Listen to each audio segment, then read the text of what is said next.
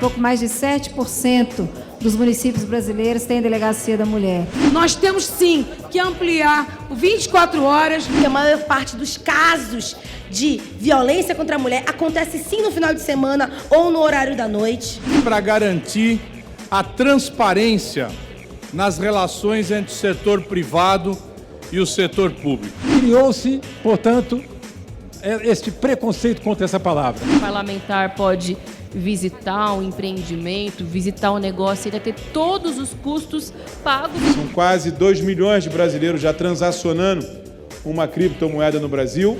Muitos investidores são penalizados por falcatruas. Esse projeto de lei acaba com a insegurança. Minério nuclear é monopólio do Estado brasileiro. Nós somos a 5ª maior reserva de urânio no mundo. Está preservada a soberania nacional.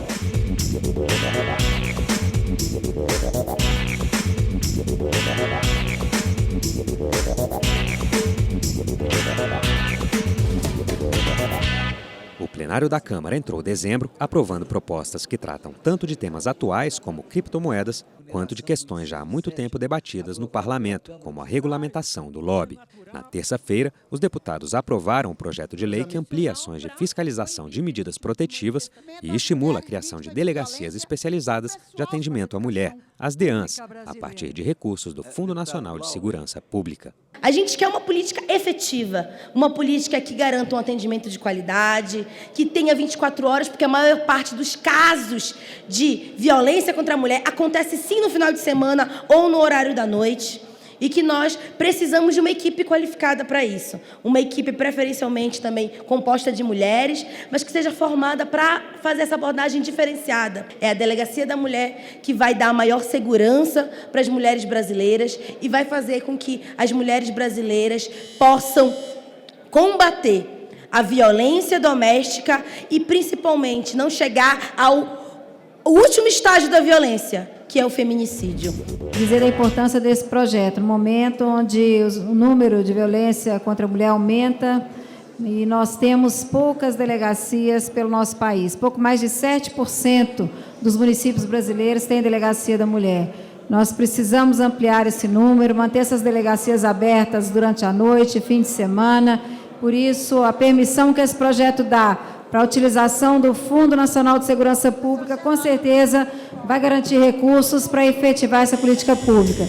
Pode rodar qualquer estado do Brasil e vai se ver, na maioria dos municípios brasileiros, inclusive na capital, a ausência de delegacias especializadas com profissionais qualificados para receberem as mulheres vítimas de violência.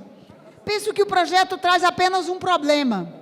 Ele não traz uma obrigação ou uma multa para o gestor que não cumprir com aquilo que o projeto indica. E acho necessário a gente avançar nesse sentido, garantir multa para que o Estado e os estados possam cumprir o que diz o projeto. Se numa localidade não tiver uma DEAN, uma delegacia especializada em mulher, a delegacia comum tem a obrigação de socorrer. O que a gente espera é que tenha um protocolo humanizado nos moldes da Delegacia da Mulher. Porque foi um problema no Brasil, quando surgiu a Delegacia da Mulher, deputada Paula, onde as delegacias comuns entenderam que elas não tinham mais de cuidar de mulheres vítimas de violência. Isso é um equívoco. Nós temos, sim, que ampliar o 24 horas, conseguir desenvolver a mesma prática, que não é repressora, é acolhedora. O atendimento policial ininterrupto e preferencialmente por policial do sexo feminino para atender em delegacias de proteção à mulher. E não para por aí, estipular rondas preventivas ou visitas programadas às mulheres sob medida protetiva. Não adianta nada conceder uma ordem judicial que a mulher é protegida, sendo que não há acompanhamento. Então, esse acompanhamento dá efetividade à Lei Maria da Penha. Medida importantíssima. Vedar que autores de crimes contra a mulher laborem em instituições que cuidam das mulheres. Imagina só, a mulher será atendida pelo homem que a agrediu. Isso não faz o menor sentido. Esse atendimento ele vai ser priorizado, não só com 24 horas, mas que vão ser criados também mais DEANs, tanto nos estados quanto no município. Isso é fundamental. E dizer, como foi dito aqui pela deputada Vivi Reis, nós estamos nos 21 dias de ativismo, para que a gente possa combater a violência. A violência ela ocorre fisicamente, mas ela ocorre psicologicamente e ela ocorre politicamente. Agradecer a todos que estão aqui votando com partidos de esquerda e direita, partidos aqui, porque essa causa não é uma causa partidária, é uma causa super partidária. E, para nós, o fortalecimento da segurança para as mulheres. Um projeto de lei de autoria do deputado Carlos Zaratini, apresentado em 2007, também foi aprovado. A regulamentação do lobby, ou como define o texto, da representação de interesse. A proposta determina normas de transparência para pessoas e empresas praticarem a representação de interesse junto a agentes públicos dos 3 poderes. A matéria vai à sanção presidencial. A palavra lobby criou no imaginário popular, na nossa sociedade, alguma coisa que vem junto com o mal feito. E criou-se, portanto, este preconceito contra essa palavra. E por isso, durante muito tempo, nós não regulamentamos essa atividade que é tão legítima e que é tão importante, que é a representação de interesses. A representação de interesses é republicana, é democrática, é necessária. Quando nós aqui estamos a legislar sobre qualquer assunto, é óbvio, é importantíssimo, é democrático e é republicano que nós escutemos a parte da sociedade que está envolvida ou que será afetada com aquela legislação. Recentemente votamos aqui a PEC das enfermeiras. Essa Câmara aqui encheu de enfermeiras, de sindicatos da enfermagem, de conselhos, de representantes dos hospitais. É natural e nós temos que ouvir essas pessoas, porque eles estão afetos àquela legislação. Nós apresentamos esse projeto em 2007 a esta casa, buscando nos apoiar na legislação então vigente nos Estados Unidos, na legislação vigente na Comunidade Europeia, exatamente para garantir a transparência nas relações entre o setor privado e o setor público. Relações que no Brasil carecem de transparência. O objetivo desse projeto é exatamente fazer com que as pessoas, o povo brasileiro, o eleitorado, conheçam a atuação do setor privado e com quem o setor público conversa para discutir projetos de lei e decisões administrativas e decisões políticas. Tem alguns elementos do projeto, como, por exemplo, não contemplar a transparência de todas as interações entre os agentes públicos e os agentes privados, não haver a disponibilização de todas as informações em formato de dados abertos, traz a figura da hospitalidade, que nos preocupa bastante, que significa que um parlamentar pode visitar um empreendimento, visitar um negócio, ele vai ter todos os custos pagos por esse agente privado diretamente interessado em que a sua política vá adiante aqui no Congresso Nacional. Por todos esses elementos, o pessoal se coloca contrário a essa proposta. Ainda na terça, a Câmara aprovou diretrizes para se regulamentar a negociação de criptomoedas, os chamados ativos virtuais. Mas por ser de iniciativa parlamentar, o projeto, que agora vai à sanção do presidente, não pôde citar expressamente que o órgão regulamentador será o Banco Central. Hoje o país se coloca à frente de outros países quando já se discute a economia das moedas digitais dentro da economia brasileira. Quando o país hoje regulamenta as moedas digitais dentro do nosso país. Quero lembrar a vocês que isso aqui não é definitivo. Nós ainda temos a infraconstitucional e eu tenho certeza que o governo vai indicar o Banco Central como responsável por essas ações e colocar as reais alças necessárias para que a gente tenha um mercado livre de corrupção, livre de bandidos, livre de empresas que só querem sugar a população, mas que nós temos um mercado real, um mercado de verdade, um mercado que a população possa confiar. Os investimentos que está sendo feito através das moedas virtuais não dá nenhuma garantia hoje aos investidores sobre qualquer valor que ele tenha colocado nesse investimento. A despeito do que acontece nos bancos, em que o fundo garantidor, o nome já diz, é um fundo que garante um montante de até R$250 mil, no caso dos bancos, em caso de quebra. Nós temos visto inúmeros casos em que essas exchanges que tem por aí, elas quebram, deixar a cargo tão somente do Banco Central, que tem a sua autonomia administrativa para fazer o que acha que deve fazer? Não. Nesta casa, nós já votamos a autonomia do Banco Central, sim. Mas este é o momento de nós, como deputados, não transferirmos para eles o que nós podemos fazer agora. A gente viu o que aconteceu e o que vem acontecendo no país. Muitos investidores são penalizados por falcatruas, por verdadeiros bandidos que operam esse mercado. Eu quero chamar a atenção aqui dos partidos, porque isso é uma defesa do investidor. O cara deixa se levar ali por uma propaganda, por um investimento. Tá claro.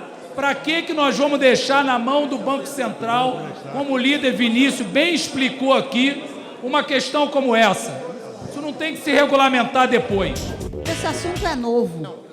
Por ser novo para todos nós, ele gera essa certa confusão e até incompreensões. Aqui, quando se votou, em muitos momentos, fundos de investimentos, se buscou separar o patrimônio individual de quem está investindo com o patrimônio do fundo ou o patrimônio de uma empresa. Nós compreendemos que a proposta que veio do Senado, ela tem essa preocupação de proteger o cliente, de proteger o investidor, a ponto de não deixar solto, para que não se faça mistura de patrimônio ou de recursos entre o investidor, o cliente ou a empresa. Criptomoedas são mais de 3 trilhões de dólares no mundo.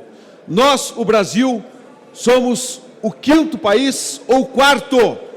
São mais de 200 bilhões de dólares investidos. Quando temos corretoras quebrando, quando temos pirâmides financeiras, quando temos um descrédito, quando o futuro da economia está na criptomoeda. Já tem países no mundo, como El Salvador, onde Bitcoin já é a moeda daquele país. O que a gente está fazendo aqui é a possibilidade de uma reserva de mercado. A gente vê muitas empresas que operam nesse mercado que estão favoráveis a essa regulamentação, mas nosso entendimento é porque elas já estão consolidadas, solidificadas no mercado, e isso protege ainda mais o mercado delas. É claro que dá segurança jurídica, é um ponto positivo, mas, por outro, também inibe evoluções, inibe futuro, que pode ser e que é a base da criptomoeda, que é a base dos criptoativos. Esse projeto de lei acaba com a insegurança. Hoje sim é inseguro, ninguém sabe quanto tem aplicado em Bitcoin. A partir de agora, este relatório do Expedito Neto, o projeto do deputado Áureo, dá segurança. Nós não vamos ver mais matérias do rei do Bitcoin, do sheik do Bitcoin, porque o povo vai ter uma lei que o proteja e o Banco Central vai fiscalizar. Então eu acho que tinha dúvida, era risco. Com a aprovação desse projeto de lei, o 4401, acabou. Cada empresa, a partir da aprovação desse projeto de lei, vai ter que ter sede no Brasil com o CNPJ. Então, vai dar segurança jurídica, vai dar segurança econômica e vai dar oportunidade à nossa juventude de desenvolver novas tecnologias e o crescimento do mercado brasileiro. São quase 2 milhões de brasileiros já transacionando uma criptomoeda no Brasil. São mais de R$500 bilhão sendo transacionado no nosso país, que eu tenho certeza que é só o começo, porque agora temos uma segurança jurídica para você transacionar, para você fazer pagamento através de uma criptomoeda. A cidade do Rio de Janeiro tomou a decisão de se tornar um hub de serviços em criptoativos, e eu, ao longo de 1 ano e 3 meses que fui secretário de Fazenda, a quantidade de empresas, de corretoras que recebi do mundo inteiro, com interesse em criar suas bases, instalar seus escritórios de negócios na cidade do Rio de Janeiro, em todos eles, de forma unânime, estavam ali dependendo de uma regulamentação em lei federal, para que o Brasil tivesse alguma regulamentação, para que trouxesse seus negócios para cá. Já na quarta-feira, o plenário aprovou a medida provisória que autoriza a participação da iniciativa privada na exploração de minérios nucleares, mas mantém o monopólio da atividade nas indústrias nucleares do Brasil, como prevê a Constituição Federal. O texto da MP, que vai ao Senado, também reformula o funcionamento do Fundo Nacional de Mineração. Minério nuclear é monopólio do Estado brasileiro, não pode, de forma alguma, ser concedido à iniciativa privada qualquer direito de pesquisa, lavra, qualquer tipo de atuação nesse campo.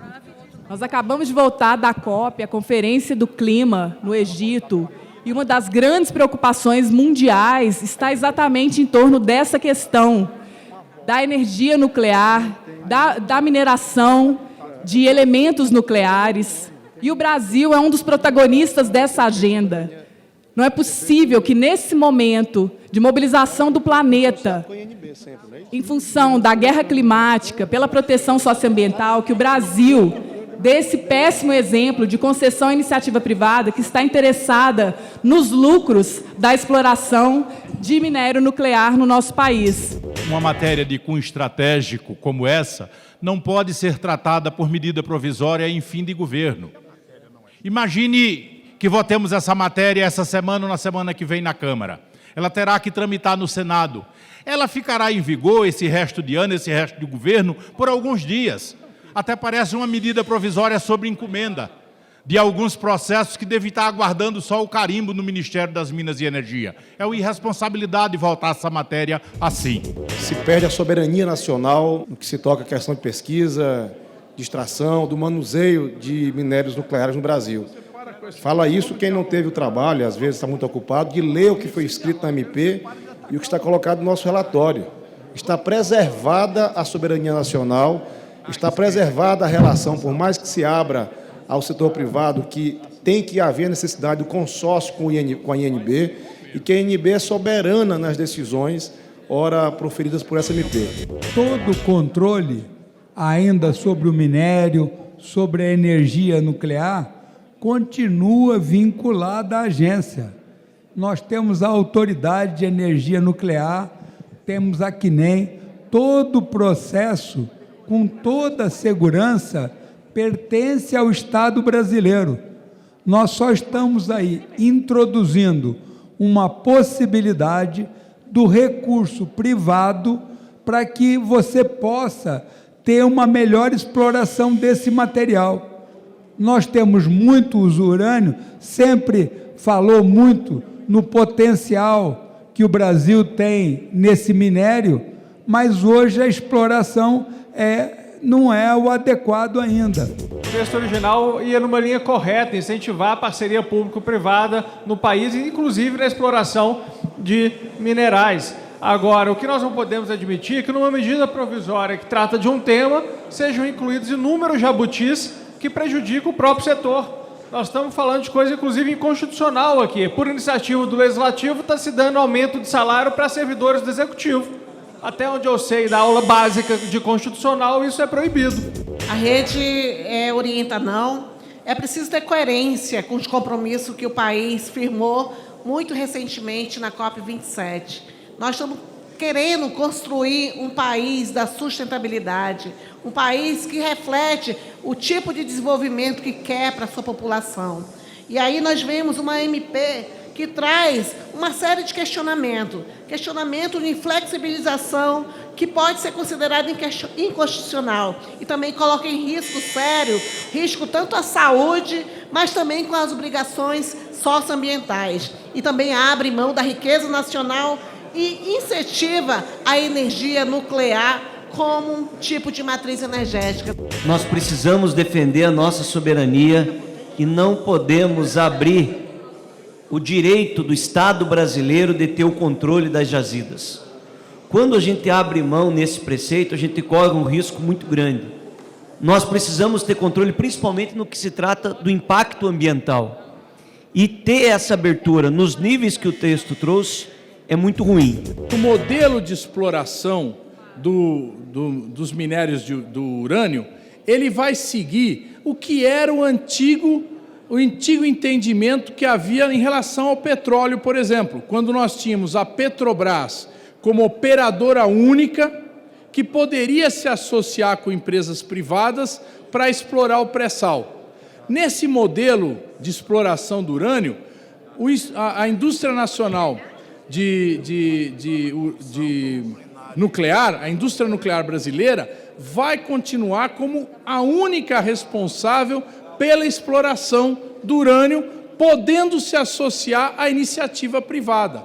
A bem da verdade, nós estamos há décadas tentando explorar uma reserva gigante no Brasil. Nós somos a 5ª maior reserva de urânio no mundo e não conseguimos explorar por conta de problemas orçamentários que envolvem essa INB. Na quinta-feira, a Câmara aprovou urgências, acordos internacionais e o projeto que prorroga a dedução do imposto de renda de doações feitas a 2 programas de saúde, o PRONON, Programa Nacional de Apoio à Atenção Oncológica, e o PRONAS-PCD, Programa Nacional de Apoio à Atenção da Saúde da Pessoa com Deficiência.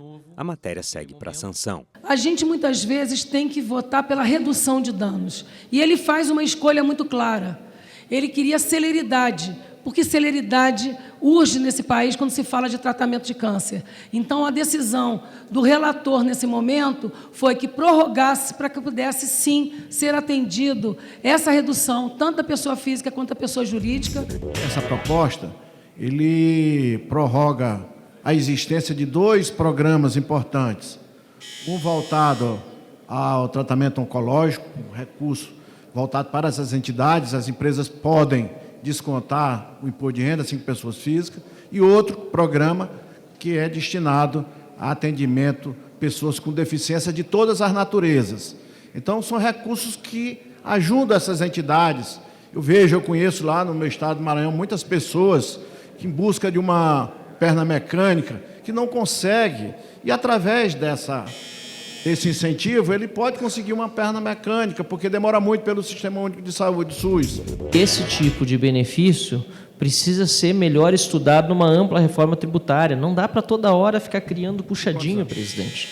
E não importa se é para tratamento com câncer ou se é para PCD, todos merecem, sem dúvida nenhuma, uma atenção especial na sociedade brasileira, e nós temos essa preocupação.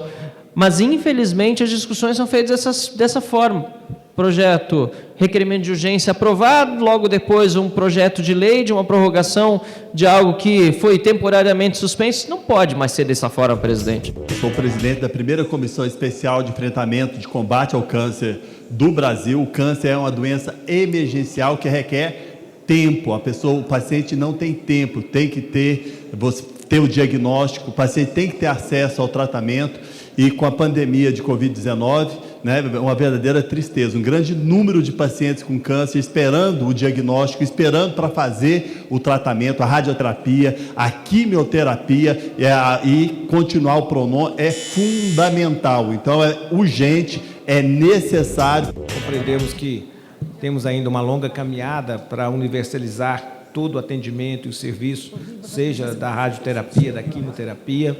Temos que ainda descentralizar esse serviço para várias regiões, e é possível, sim, com políticas públicas, políticas preventivas, políticas assistenciais, políticas de apoio e curativas, resolver enfrentar o câncer. Faço dessa tribuna, senhor presidente, para parabenizar essa casa pela aprovação do projeto de lei 5307 da nobre senadora Mara Gabrilli, que restabeleceu o PRONON e o PRONAS para os prazos à frente. Eu e tantos outros que defendemos as instituições filantrópicas desse Brasil, tanto na área de oncologia quanto na área da pessoa com deficiência, estaremos hoje vibrando, porque porque esse programa não pode ter solução de descontinuidade e esperamos agora a sanção presidencial.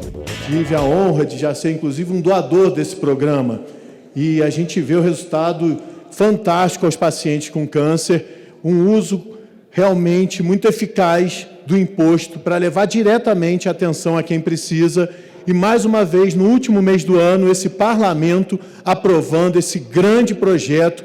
Em nome dos pacientes oncológicos, parabenizo o parlamento e acredito na sanção presidencial em breve desse importante projeto.